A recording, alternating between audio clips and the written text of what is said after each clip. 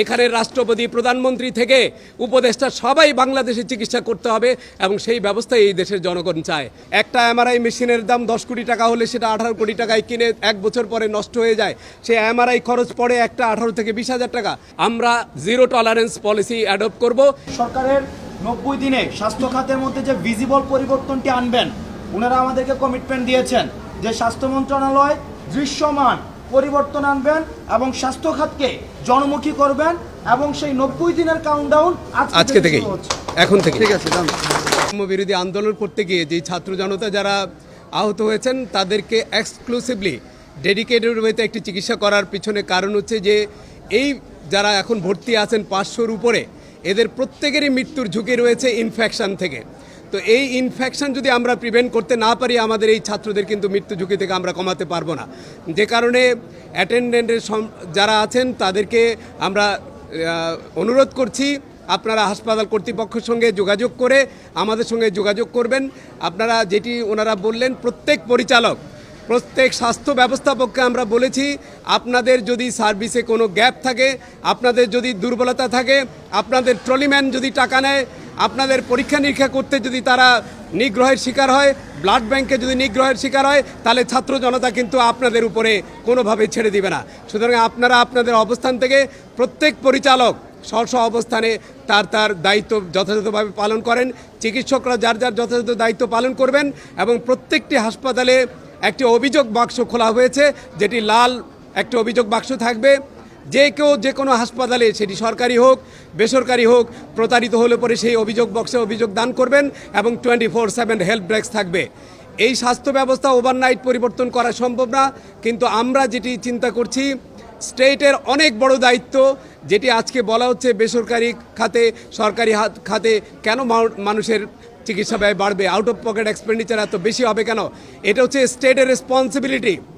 স্টেটকে দায়িত্ব নিতে হবে সার্বজনীন স্বাস্থ্য এবং চিকিৎসার জন্যে। কোনো মানুষেরই নিজের পকেট থেকে স্বাস্থ্য ব্যবস্থা দেওয়ার কথা না, এটি তার মৌলিক দায়িত্ব। সুতরাং এটা রাষ্ট্রীয় একটি ইন্স্যুরেন্স পলিসি করতে হবে, যার মধ্য থেকে সবাই এমপ্যানেল প্রাইভেট হসপিটাল এবং গভর্নমেন্ট হসপিটালে কোনো নাগরিককে যাতে কোনো অর্থ দিতে না হয়। কারণ এই যে আউট অফ পকেট এক্সপেন্ডিচার, আপনারা জানেন বাংলাদেশে এখন 1 লক্ষ ডায়ালাইসিস মেশিন দরকার। 4 থেকে 5 লক্ষ রুগী কিডনি ডায়ালাইসিসে ভুগছে, এন্ড স্টেজ রেনাল ফেলিওরে ভুগছে। তো এত রুগী যারা ডায়ালাইসিস করছেন, একজনের প্রতি মাসে 50,000 টাকার বেশি খরচ হয়। মানুষ দরিদ্র সীমা থেকে দরিদ্র সীমার নিচে চলে যাচ্ছে, এই জিনিসটাকে কখনোই অ্যাড্রেস করা হয়নি। সুতরাং এটি রাষ্ট্রের দায়িত্ব প্রত্যেকটি নাগরিকের চিকিৎসা নিশ্চিত করা এবং এই চিকিৎসা ব্যয় বহন করতে গিয়ে যাতে তারা দারিদ্র সীমা এবং তারা সম্বল সহায় সব কিছু হারাচ্ছে। এখানে প্রাইমারি, সেকেন্ডারি, টারশিয়ারি কেয়ার সর্ব অবস্থায় স্বাস্থ্যের অনেক বড় ধরনের রিফর্ম করতে হবে। প্রিভেন্টিভ এবং প্রমোটিভ সার্ভিস চালু করতে হবে, কারণ একটা মানুষ গ্রাম থেকে চিকিৎসার জন্য ঢাকায় আসার প্রয়োজন নেই। উপজেলার যে স্বাস্থ্য কেন্দ্রগুলি আছে সেগুলোকে স্বয়ংসম্পূর্ণ করতে হবে। সব জায়গায় চিকিৎসকদের উপস্থিতি, চিকিৎসা ব্যবস্থাকে শক্তিশালী করতে হবে। মেডিকেল এডুকেশনকে জনমুখী করে রিফর্ম করতে হবে। আমরা যেই সাহস আজকে পাচ্ছি, ছাত্র জনতার যেই আত্মত্যাগের মধ্যে দিয়ে আজকে আমাদের কাজ করবার একটি সুবর্ণ সুযোগ হয়েছে। এই সুযোগটি যদি অবারিত থাকে, বাংলাদেশের স্বাস্থ্য ব্যবস্থা পরিবর্তন শুধু সময়ের দাবি। আমরা বিশ্বাস করি এখানে একটি বৈষম্যমূলক স্বাস্থ্য ব্যবস্থা তৈরি হবে। যার অর্থ আছে সে চিকিৎসা পাবে, যার অর্থ নাই সে চিকিৎসা পাবে না। এই ধরনের বৈষম্য এখানে চলতে পারে না। যাদের অর্থবিত্ত আছে তাদের হাঁচি কাশি লাগলে আপনারা সিঙ্গাপুরে চিকিৎসা করেন, আমরা সেই স্বাস্থ্য ব্যবস্থা দেখতে চাই না।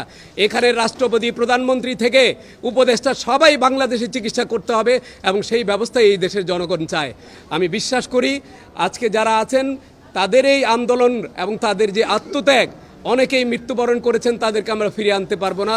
অনেকে বিভিন্ন হাসপাতালে অসুস্থ আছেন, তাদের প্রতি প্রকৃত শ্রদ্ধা জ্ঞাপন করা হবে যদি বৈষম্যমূলক একটি স্বাস্থ্য ব্যবস্থা করা হয়, অথবা আমাদের যেটি ওনারা বললেন, বৈষম্যহীন স্বাস্থ্য ব্যবস্থা করতে না পারলে যতজন আত্মত্যাগ করেছেন তাদের আত্মত্যাগের কাছে কিন্তু আমরা ঋণী থেকে যাব। এবং আমি সার্জিল সাহেব এবং আমাদের হাসনাত যেটা বললেন তার সঙ্গে সম্পূর্ণ একমত। এই যে আজকে একটি আপনারা নতুন ভবিষ্যৎ দেখার চিন্তা করছেন, এটিকে নস্যাৎ করার জন্যে কোনো হাসপাতালে যাতে কোনো অব্যবস্থা না থাকে, আমরা প্রত্যেকটি হাসপাতালে যাব। আজকে ঢাকার প্রায় সবগুলি সরকারি হাসপাতালে গিয়েছি, কালকে আমরা বেসরকারি হাসপাতালে যাব।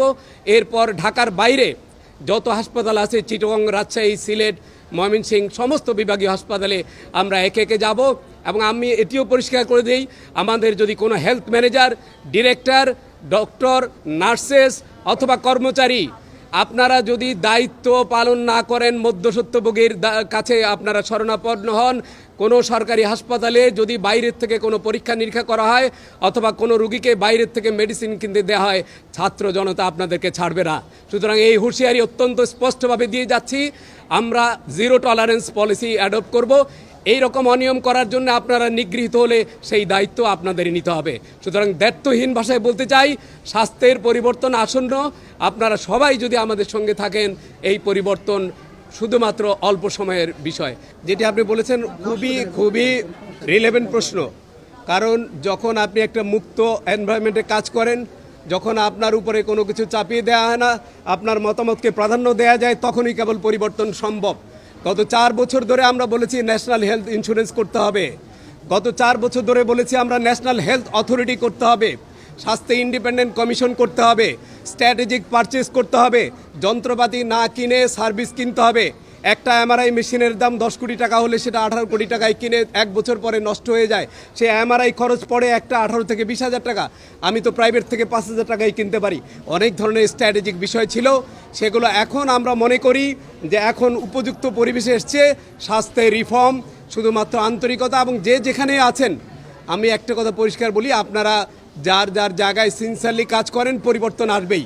এখানে ভয় পাওয়ার কিছু নেই, কারণ বিগত 17 বছর আপনাদেরকে এই সিস্টেমের মধ্য দিয়ে আসতে হয়েছে।